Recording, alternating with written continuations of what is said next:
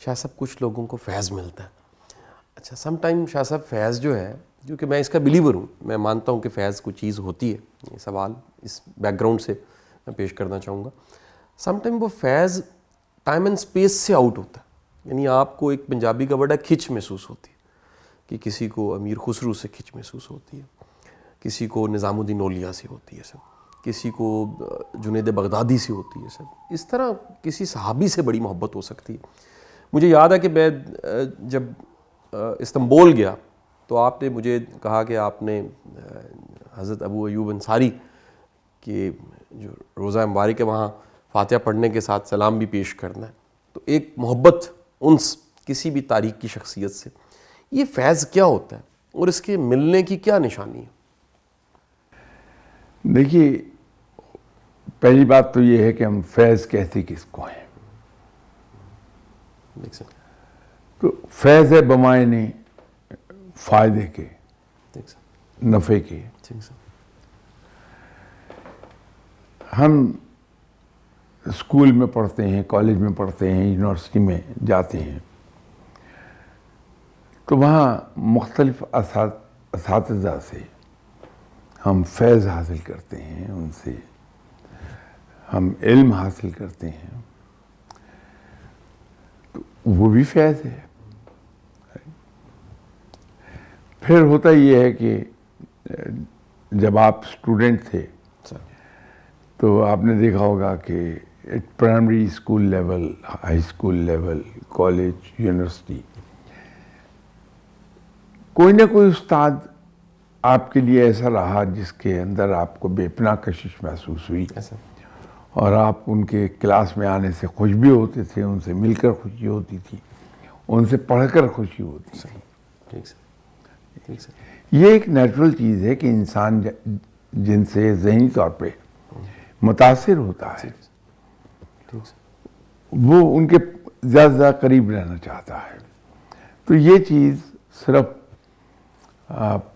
دینی علم اور علم حدیث, علم فقہ کے انسٹیٹیوشنز میں پڑھانے والے اساتذہ تک محدود نہیں ہے. یہ بلکہ وہاں بھی ہوتی ہے جہاں ہم دنیاوی تعلیم حاصل کر رہے ہوتے ہیں.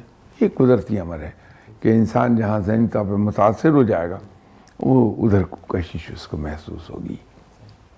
سر اگر کسی کے پاس فیض ہے, صاحب فیض, اس کی نشانی کیا ہے؟ کیا ایک صاحب فیض کو پتہ ہوتا ہے روحانیت میں کہ وہ صاحب فیض ہے؟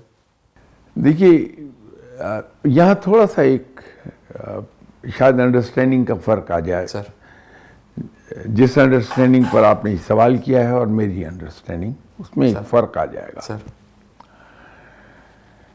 میں یہ سمجھتا ہوں کہ آپ کے مرشد آپ کو دھکیلتے ہیں تھرو ہز ٹیچنگس, ٹھیک سر, قرآن پر عمل کے لیے, حدیث اور سنت پہ عمل کے لیے. اب اس کو آپ کو بڑے طریقے سے ادھر کو سوے کرتے لیتے جاتے ہیں. وہ قرآن, سنت اور حدیث سے آپ کو جو استفادہ ہو رہا ہے وہ آپ کی عمل سے ظاہر ہو جائے گا. جس اسلوب پر زندگی گزارتے ہیں آپ, ٹھیک ہے سر, اس سے آیا ہے وہ, ٹھیک ہے سر, وہی فیض ہے. صحیح, ٹھیک سر. تو میں تو اس کو کہتا ہوں کہ وہ فیض یافتہ ہے جب انسان کی زندگی کے رویے اور خاص طور پر دوسرے انسانوں کے ساتھ اس کے رویے اور دوسرے انسانوں کے ساتھ جو ڈیلنگز ہیں اس میں اس کا رویہ وہ کیسا ہے. ٹھیک سر, کیونکہ ہر قدم پر جب لوگوں سے آپ ڈیل کریں گے, ہر قدم پر